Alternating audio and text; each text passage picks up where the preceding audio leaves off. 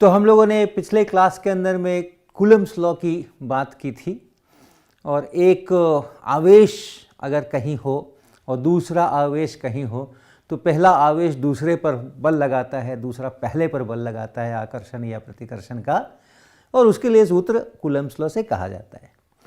लेकिन हमने अपनी चर्चा के अंदर में इस सेंटेंस को अगर ठीक प्रकार से हम टेक्निकली जांचें तो हमने गलत करार दिया था। जो हम कहते हैं force exerted by a charge q1 on another charge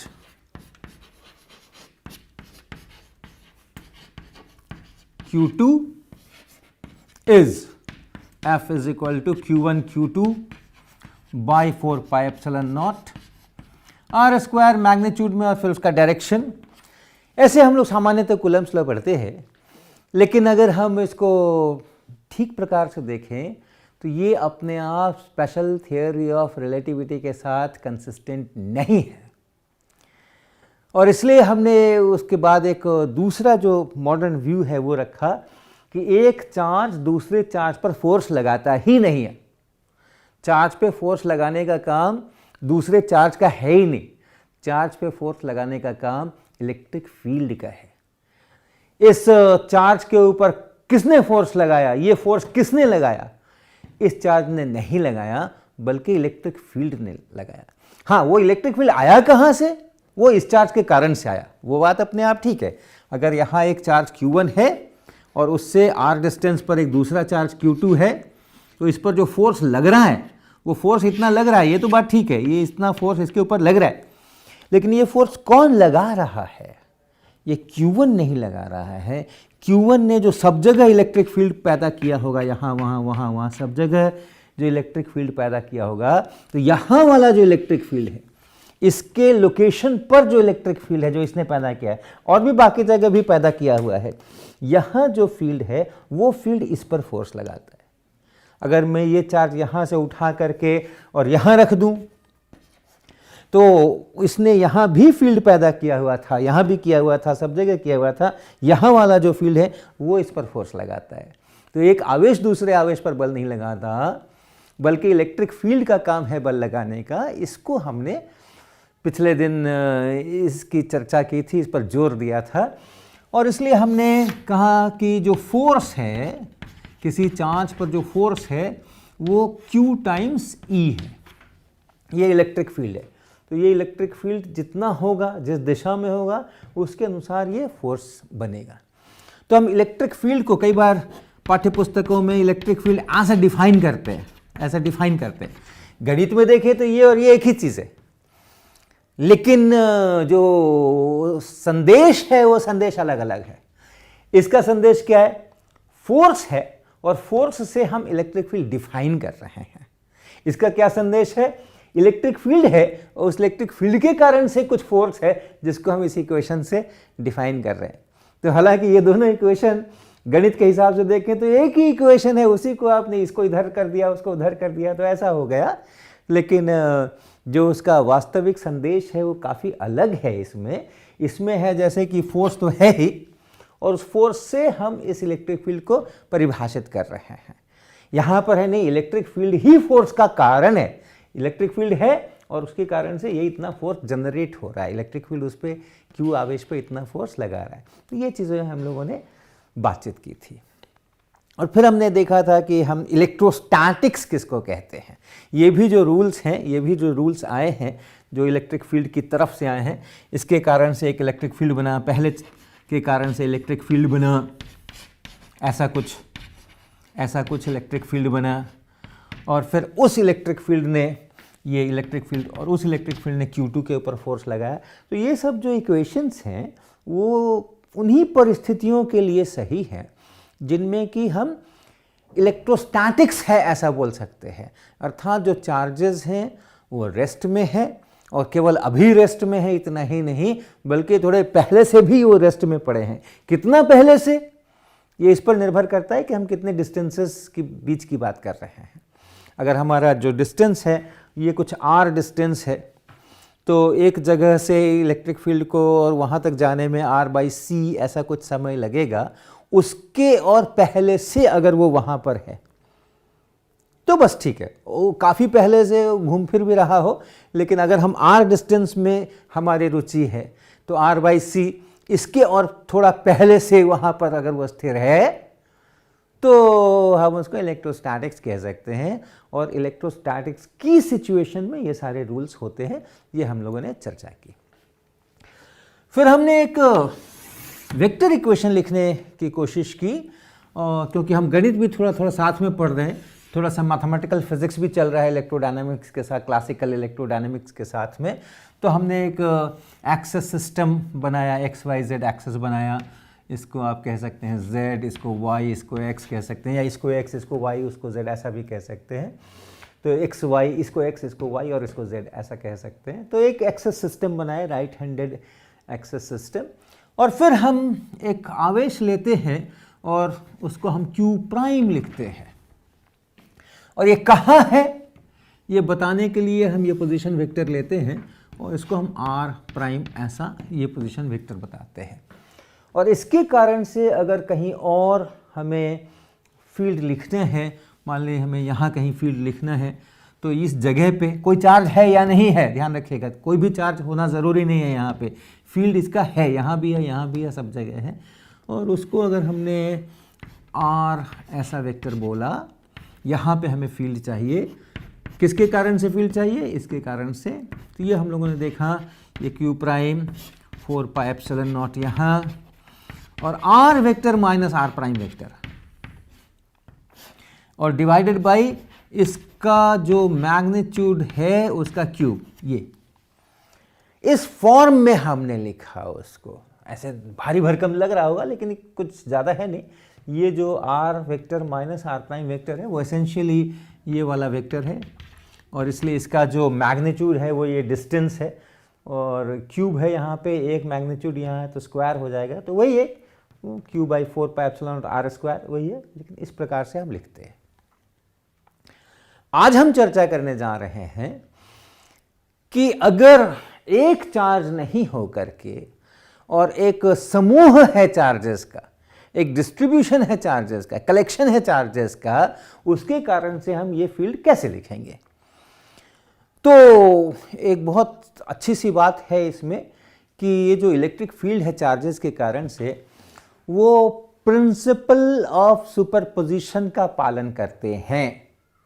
अर्थात अगर कई सारे चार्जेस हैं तो आप एक एक चार्ज के कारण से फील्ड लिख लीजिए और उन सब फील्ड्स को आपस में जोड़ दीजिए, तो आपको पूरे कलेक्शन के कारण से फील्ड मिल जाएगा। इसको हम लोग कहते हैं प्रिंसिपल ऑफ सुपरपोजिशन। कई जगह ये लागू होता है, कई जगह ये लागू नहीं होता है। इलेक्ट्रोस्टैटिक्स में फील्ड के लिए ये लागू होता है, कई जगह नहीं भी लागू होता है। जैसे अगर मान लें हम कहें कि डबल स्लिट एक्सपेरिमेंट आपको याद होगा इंटरफेरेंस लाइट का, एक स्लिट से इंटेंसिटी I1 है, अकेले एक स्लिट से, दूसरे स्लिट से I2 है, लेकिन दोनों साथ खोल दें तो वो I1 + I2 नहीं होती है, ज़रूरी नहीं है। एक स्लिट के कारण से इतना है, दूसरे के कारण से इतना है, दोनों साथ खोल दीजिए तो वो जोड़ नहीं होता है, तो वहाँ पे प्रिंसिपल ऑफ सुपरपोजिशन लागू नहीं होता है। तो यहाँ ऐसा नहीं है, यहाँ लागू होता है। एक चार्ज के कारण से फील्ड लिखिए, अगर दूसरा है तो उसके कारण से भी लिख के जोड़ दीजिए, तो दोनों के कारण का जो संयुक्त फील्ड है वो आपको मिल जाएगा। तो उसका उपयोग हम लोग करते हैं। तो चार्ज डिस्ट्रीब्यूशन जो है, अगर हमारा सोर्स है, हम लोग सोर्स जब लिखेंगे तो उसमें ये प्राइम लगा लगा करके लिखेंगे, ये हमारा कन्वेंशन होगा।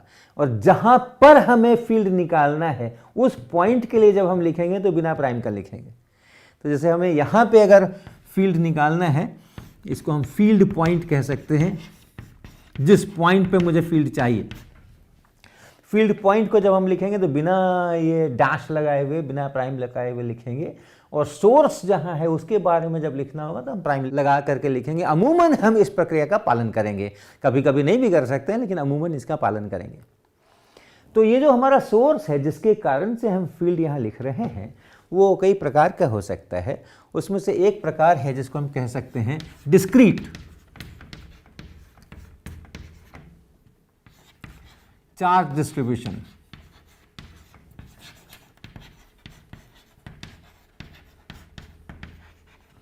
और डिस्क्रीट का मतलब अलग अलग, जिनको हम अलग अलग काउंट कर सकते हैं, ये एक है, ये दूसरा है, ये तीसरा है, ऐसे हम जिनको काउंट कर सकते हैं तो उसको हम लोग डिस्क्रीट कहते हैं।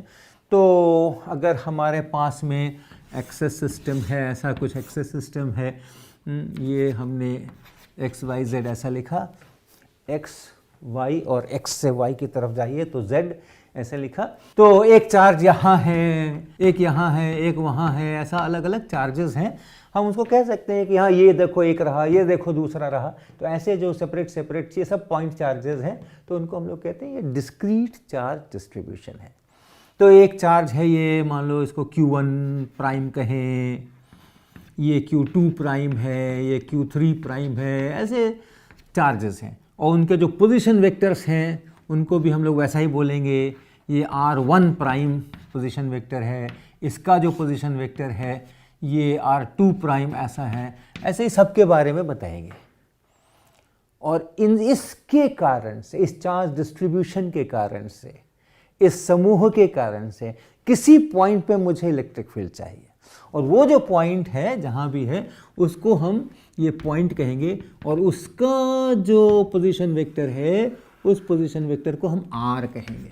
ऐसा ये पॉइंट है जहाँ पर कि मुझे फील्ड चाहिए। तो अपना जो सूत्र है इसी का इस्तेमाल हम करेंगे, इसका इस्तेमाल करेंगे। एक चार्ज के कारण से क्या है वो हम यहाँ लिखा हुआ है हमने, R प्राइम पोजीशन पे Q प्राइम चार्ज अगर हो तो R इस पोजीशन पे इतना इलेक्ट्रिक फील्ड होता है। तो हर एक चार्ज के लिए अलग अलग इस्तेमाल करके हमें जोड़ देना है। तो कैसे लिखेंगे, QI, ये ith charge, Q1, Q2, Q3, Q4 वो वाला I है, I बराबर 1, I बराबर 2, I बराबर 3 लेंगे तो अलग अलग चार्जेस मुझे मिलेंगे। तो QI प्राइम, QI प्राइम, और R तो वही है, ये R क्या है, किस जगह पे फील्ड चाहिए उसका पोजीशन वेक्टर, हमें यहां पे फील्ड चाहिए उसका पोजीशन वेक्टर, तो ये R तो वही है, और यहां पे RI प्राइम ऐसा, राइट। ये R प्राइम जो है वो RI प्राइम ith चार्ज के कारण से मैं फील्ड लिख रहा हूं, divided by 4 pi epsilon naught, इसका magnitude R minus RI prime और उसका क्यूब ऐसा, और इसको जोड़ देना है हर एक चार्ज के लिए, हर एक चार्ज के लिए फील्ड निकाल करके जोड़ देना है। याद रखिएगा ये वेक्टर है तो वेक्टर सम होना है, ये ऐड होना मतलब वेक्टर सम होना है, ये बना इलेक्ट्रिक फील्ड। तो अगर डिस्क्रीट चार्ज डिस्ट्रीब्यूशन है तो इस प्रकार से हम लोग उसका इलेक्ट्रिक फील्ड लिख सकते हैं, हर एक के लिए अलग अलग। अब आप ट्राई कीजिएगा, एक प्रॉब्लम इससे बनाने की कोशिश कीजिएगा, इस एक्सप्रेशन से। मान लीजिए हमारे पास जो चार्जेस हैं, Q चार्ज हैं, charge Q, charges Q placed at origin, then A00 and then 0 A0, ये तीन चार्ज हैं, 3 चार्जेस। हाँ, हर एक चार्ज Q है और कहाँ कहाँ वो प्लेस्ड हैं, एक यहाँ, एक यहाँ और एक यहाँ। ज्योमेट्री समझ रहे होंगे आप, ये x कोऑर्डिनेट, y कोऑर्डिनेट और z कोऑर्डिनेट। तो अगर हमने ऐसा लिखा है, ये हमारा x एक्सिस है और y एक्सिस है और z एक्सिस है, तो ओरिजिन पर एक चार्ज बैठा है, ओरिजिन पे 0 0 0 पे एक कहाँ बैठा है, A00, यानी x एक्सिस पर आप A चलिए, yz पे कहीं मत जाइए, तो ये यहाँ पे एक बैठा है चार्ज Q, और तीसरा कहाँ बैठा है 0 A0, यानी y एक्सिस के ऊपर यहाँ एक चार्ज बैठा है। ये तीन चार्जेस हैं, हर एक चार्ज Q है, ये भी Q है, ये भी Q है और ये भी Q है, और इनके कारण से फील्ड चाहिए। चार्जेस Q प्लेस्ड एट इतना इतना, आप कैलकुलेट कीजिएगा, R, calculate electric field at, यहां पे ये एट 0 0 A, इस जगह पे 0 0 A, इस जगह पे हमें इलेक्ट्रिक फील्ड कैलकुलेट करना है। तो क्या करेंगे हम, आर वेक्टर क्या है अभी, आर वेक्टर क्या है, आर वेक्टर यानी जहां फील्ड कैलकुलेट करना है उसका पोजीशन वेक्टर, इसका पोजीशन वेक्टर, ये आर वेक्टर होगा। तो क्या लिखेंगे इसको हम, ये है ए के कैप, ऐसा है ना, ए के कैप ऐसा, ये है आर वेक्टर। और 3 चार्जेस हैं, तो आपके पास r1 प्राइम है पहला, वो तो जीरो ही है, जीरो वेक्टर है। दूसरा सेकंड चार्ज कहाँ है, ये है सेकंड चार्ज एक्स एक्सिस पर, ये है आपका r2 प्राइम, तो ये क्या है, ये है ए आई कैप। और तीसरा है ये 0a0 यानी y एक्सिस के ऊपर, तो r3 प्राइम है ए जे कैप। ये यूनिट वेक्टर आप जानते हैं, एक्स एक्सिस की तरफ जो यूनिट वेक्टर है उसको आई कैप लिखते हैं, वाई एक्सिस की तरफ जो यूनिट वेक्टर है उसको जे कैप लिखते हैं, जेड एक्सिस की तरफ जो यूनिट वेक्टर है उसको के कैप लिखते हैं। तो ये है r1 prime, r2 prime, r3 prime, ये सब चीज़ें आपको पता हो गई। क्यू आई प्राइम, सभी क्यू क्यू क्यू हैं, तीनों जो है क्यू क्यू क्यू हैं। और उसके बाद आप इसको लिखें, इसको कैलकुलेट करें और इलेक्ट्रिक फील्ड को यहाँ से निकाल करके लाएं, तो आपको इस प्रक्रिया का थोड़ा अभ्यास होगा। तो ये है डिस्क्रीट चार्ज डिस्ट्रीब्यूशन का मामला। अब हम चलें दूसरी तरफ, कंटिन्यूअस चार्ज डिस्ट्रीब्यूशन। तो कंटिन्यूअस चार्ज डिस्ट्रीब्यूशन भी कई प्रकार के होते हैं, 3 प्रकार के बेसिकली, उनकी हम थोड़ी चर्चा करते हैं, थोड़ी जगह बनाएं। कंटिन्यूअस चार्ज डिस्ट्रीब्यूशन,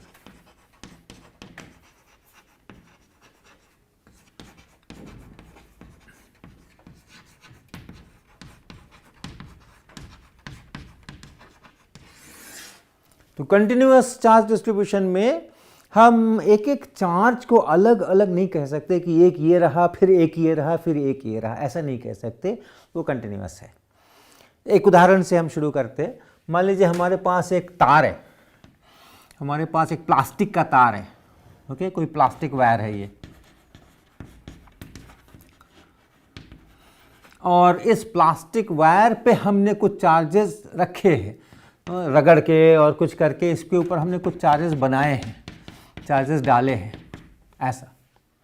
तो अगर प्लास्टिक वायर को आपने रगड़ करके चार्ज बना दिया है, तो वैसी हालत में हम कहीं भी जाएं तो आपको कितना भी छोटा टुकड़ा लेंगे हम, तो कुछ चार्ज नज़र आएगा। तो हम अब Q1 Q2 टाइप से नहीं बता सकते कि देखो ये रहा Q1, ये रहा Q2, बीच में कुछ नहीं, ऐसे नहीं बता सकते हैं, इसलिए इसको कंटिन्यूअस कहते हैं। तो याद रखिएगा, हमारे पूरे कोर्स के अंदर में, क्लासिकल इलेक्ट्रोडायनामिक्स के कोर्स के अंदर में, हम लोग जब पॉइंट की बात कहेंगे, मेरा पॉइंट मोटा सा है, जब हम एलिमेंट की बात करेंगे तो वो है, तो हम एक एक इलेक्ट्रॉन, एक एक प्रोटॉन, एक एक न्यूक्लियस, उस लेवल पे बात नहीं करने वाले हैं। एंगस्ट्रॉम्स के लेवल पे, नैनोमीटर्स के लेवल पे हम बात नहीं करने वाले हैं। हम जब भी बात करेंगे तो एक उसमें लेंथ होगी, एक वॉल्यूम होगा, तो कुछ बड़ा सा हमारा होगा, वही मेरा पॉइंट है, ये ध्यान रखिएगा। तो एटम बाय एटम मत बोलेगा कि एक एटम है तो बगल में दूसरा एटम है तो बीच में खाली जगह है, वो सब नहीं। अपने इलेक्ट्रोडायनेमिक्स में हमारा, इसको हम कंटिन्यूअस बोलेंगे। हम जितना भी टुकड़ा ले सकते हैं, मिलीमीटर टाइप लें, या हम 1/10 ऑफ मिलीमीटर लें, 1/100th ऑफ मिलीमीटर लें, उसके अंदर में बहुत सारे एटम्स हैं, इसलिए हमारे लिए वो कंटिन्यूअस ही है। तो इस तरीके का जो डिस्ट्रीब्यूशन है, ये कंटिन्यूअस चार्ज डिस्ट्रीब्यूशन का एक उदाहरण है। अब ये मोटाई अगर बहुत कम है, इस तार की मोटाई अगर बहुत कम है, किसकी तुलना में, किसकी तुलना में, जहां भी मुझे फील्ड निकालना है, इसके कारण से मान लो मुझे यहां फील्ड निकालना है, तो ये जो डिस्टेंसेस हैं, इन डिस्टेंसेस की तुलना में अगर ये मोटाई बहुत कम है, तो केवल ये जो लाइन है इधर ही की लेंथ इंपॉर्टेंट है, इसके जो मोटाई वाली लेंथ है वो इंपॉर्टेंट नहीं है। तो इसको हम लोग कहते हैं, ये कैसा चार्ज डिस्ट्रीब्यूशन है, ये लीनियर चार्ज डिस्ट्रीब्यूशन है।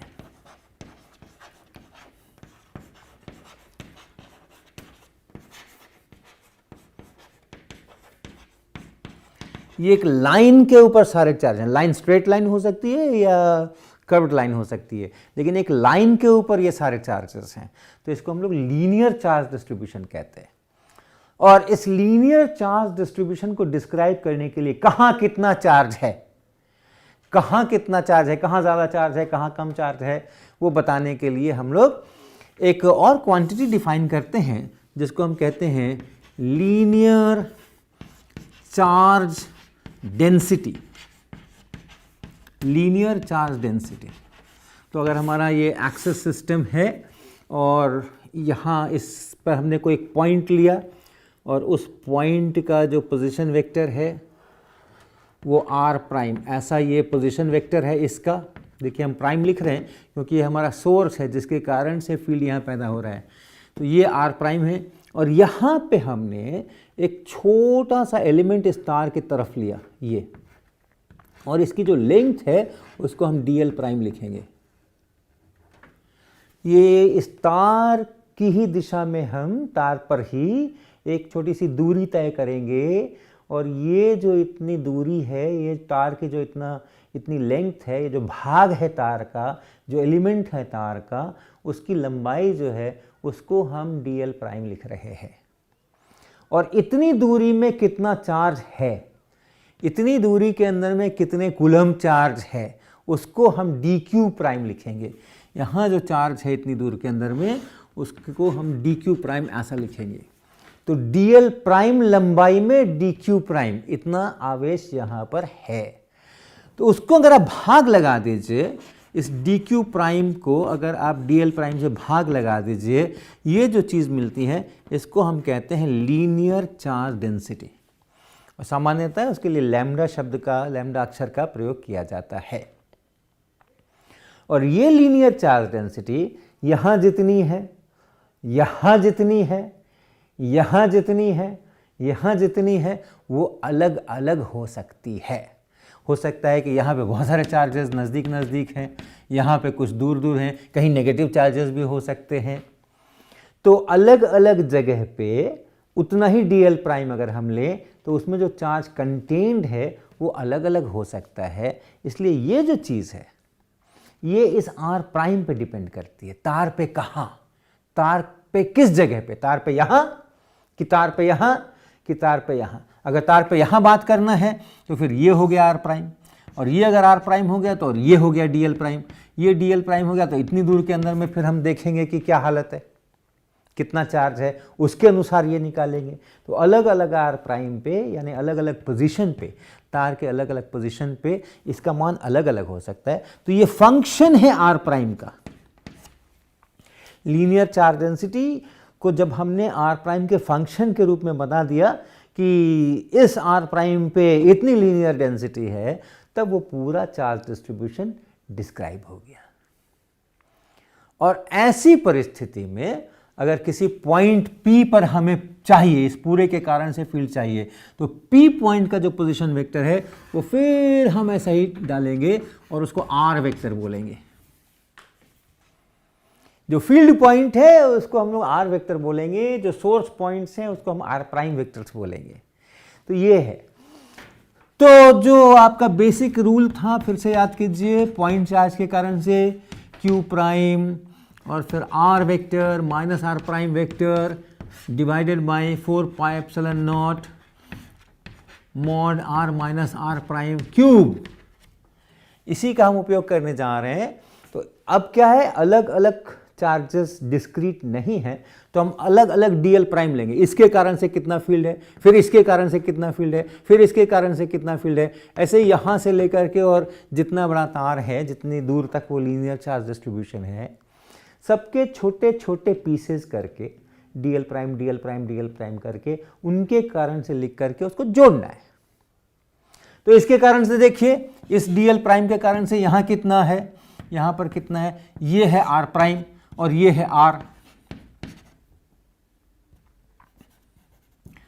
तो वही सूत्र इस्तेमाल होगा। चार्ज की जगह क्या लिखेंगे हम, इलेक्ट्रिक फील्ड। चार्ज की जगह क्या लिखेंगे, इस पर कितना चार्ज है, तो dq प्राइम कितना है, dq प्राइम चार्ज है वो हो गया lambda r prime into dl prime. ये lambda r prime into dl prime, ये इतना चार्ज है। तो चार्ज की जगह हम ये इतना लिखेंगे। उसके बाद क्या लिखेंगे, उसके बाद लिखेंगे r माइनस आर प्राइम, ये r वेक्टर है, ये r प्राइम वेक्टर है, तो ये r और minus r prime, r minus r prime, और नीचे क्या लिखेंगे 4 पाई एप्सिलॉन नॉट, और इसी वेक्टर का जो मैग्नीट्यूड है वो लिखेंगे r माइनस r प्राइम और उसका क्यूब कर देंगे। तो ये होगा इलेक्ट्रिक फील्ड इतने चार्ज के कारण से, और ऐसे ही सबके कारण से लिख करके हमें ऐड करना है। तो इस पूरे को हमें इंटीग्रेट करना है, ऐड करना है यानी इंटीग्रेट करना है। अब डिस्क्रीट नहीं है, एक एक एक एक अलग अलग नहीं है कि हम जोड़ते चले जाएं, अब ये कंटिन्यूअस है, तो हम इंटीग्रेट करेंगे इसको। और कहाँ इंटीग्रेट करेंगे वो हमें बहुत ध्यान रखना पड़ेगा। अब ये नहीं है कि ये लोअर लिमिट है या अपर लिमिट है, इंटीग्रेट करके लोअर लिमिट रख दिया, अपर लिमिट रख दिया, घटा दिया, डेफिनेट इंटीग्रेशन। अब इस लाइन के अलोंग चलना है, इसी के अलोंग चलना है, ऐसे चलो ऐसे चलो, यहाँ निकालो यहाँ निकालो यहाँ निकालो यहाँ निकालो यहाँ निकालो, और तब उसको जोड़ना है। तो इसको हम लोग कहते हैं लाइन इंटीग्रल। ये जो इंटीग्रल है वो लाइन इंटीग्रल कहलाता है, ये लाइन इंटीग्रल कहलाता है। तो ऐसे ये लाइन इंटीग्रल से हम इस इलेक्ट्रिक फील्ड को निकालेंगे। इसी प्रकार से हमारा जो चार्ज है वो एक सरफेस पे बटा हो सकता है, एक सरफेस पर बटा, जैसे यहाँ एक लाइन पे बटा हुआ है चार्ज, वैसे एक सरफेस पर बटा हो सकता है। तो उसको हम लोग कहते हैं सरफेस चार्ज डिस्ट्रीब्यूशन।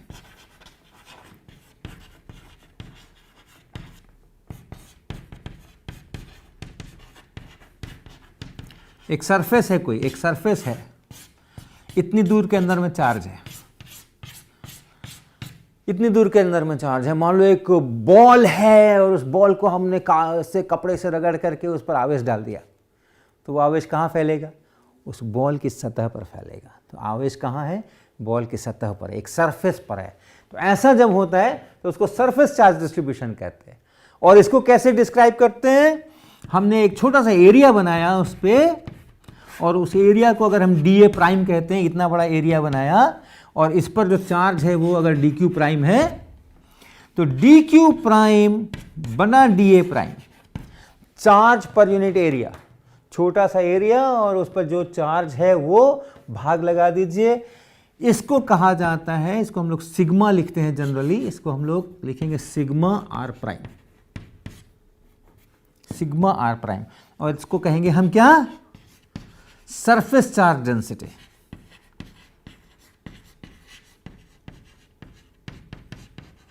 उसको हमने कहा था लीनियर चार्ज डेंसिटी, इसको हम कह रहे हैं सरफेस चार्ज डेंसिटी। सरफेस के ऊपर एक एरिया लीजिए, उस एरिया पे कितना चार्ज है वो देखिए, भाग लगाइए, तो वो सरफेस चार्ज डेंसिटी। और उसी प्रकार से आप इलेक्ट्रिक फील्ड का एक्सप्रेशन लिखेंगे। इलेक्ट्रिक फील्ड का एक्सप्रेशन अगर लिखना है उसी प्रकार से लिखेंगे। पहले चार्ज, तो एक छोटा सा लिया, इस पर कितना चार्ज है? डी क्यू प्राइम चार्ज है। डी क्यू प्राइम कितना है? Sigma into D A prime है। तो ये sigma at R prime into D A prime, ये इसकी जगह जैसे यहाँ पे था ये, वैसे ही ये है चार्ज। और उस चार्ज के बाद बाकी सब तो वही है, R vector minus R prime vector divided by 4 pi epsilon naught mod R vector minus R prime vector का क्यूब। तो ऐसा ये हम लोग इसके लिए लिखेंगे सरफेस चार्ज डिस्ट्रीब्यूशन के लिए। और आप अगला क्या मैं लिखने वाला हूं आप समझ ही गए होंगे।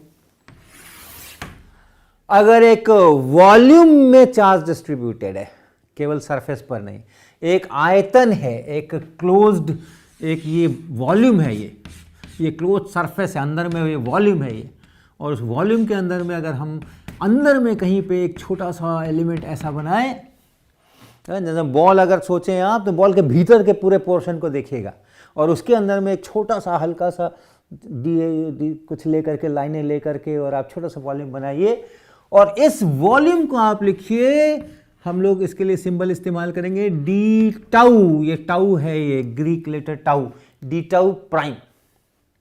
और उस वॉल्यूम में जितना चार्ज है उसको लिखेंगे डी क्यू प्राइम। और फिर हम डिफाइन करेंगे ये जो वॉल्यूम चार्ज डिस्ट्रीब्यूशन हुआ,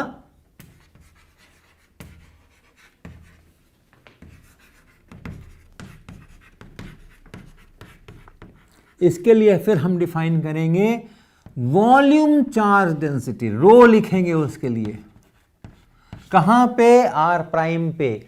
हमारा कोई एक्सेस सिस्टम होगा, ये होगा आर प्राइम, जहां हमने ये सोर्स का एलिमेंट लिया है वो आर प्राइम है। और इस कैसे बनाएंगे इसको? D Q prime divided by D tau prime, ऐसे बनाएंगे। यानी चार्ज कितना है यहां पे? Rho into D tau prime. और इलेक्ट्रिक फील्ड अगर लिखने हैं तो उसी प्रकार से लिखेंगे हम, रो आर प्राइम और डी टॉ प्राइम, ये चार्ज हो गया। इधर वही R minus R prime divided by 4 pi epsilon naught mod R minus R prime का क्यूब। और ये जो मैंने लिखा यहां भी और वहां भी, वो केवल एक एलिमेंट के कारण से लिखा है। तो पूरे के कारण से लिखने के लिए आप इसको इंटीग्रेट भी करेंगे, और यहाँ इसको सरफेस पे इंटीग्रेट करेंगे, पूरे सरफेस पे जहाँ जहाँ चार्ज है, जितनी दूर में वो चार्ज फैला हुआ है उस पर इंटीग्रेट करेंगे। और यहाँ इसको इंटीग्रेट करेंगे वॉल्यूम के ऊपर, जितनी दूर में वो चार्ज है उस पूरे वॉल्यूम के ऊपर इंटीग्रेट करेंगे। तो ऐसे कंटिन्यूअस चार्ज डिस्ट्रीब्यूशन हमें 3 वैरायटी के मिलेंगे, लीनियर, सरफेस और वॉल्यूम। तो और सबके अपने अपने एक्सप्रेशन है, लेकिन सभी कुछ एक ही से निकल रहा है, इसी से निकल रहा है। और फिर कैसे उसको इंटीग्रेट करना है, कुछ कुछ खास परिस्थितियों में हम उदाहरण लेकर के आगे के लेक्चर्स में करेंगे। लेकिन मुख्य रूप से आप ये ध्यान रखिएगा कि चार्ज की जगह पे हमें एक एलिमेंट का चार्ज रखना है और फिर सभी का मिला करके जोड़ना है।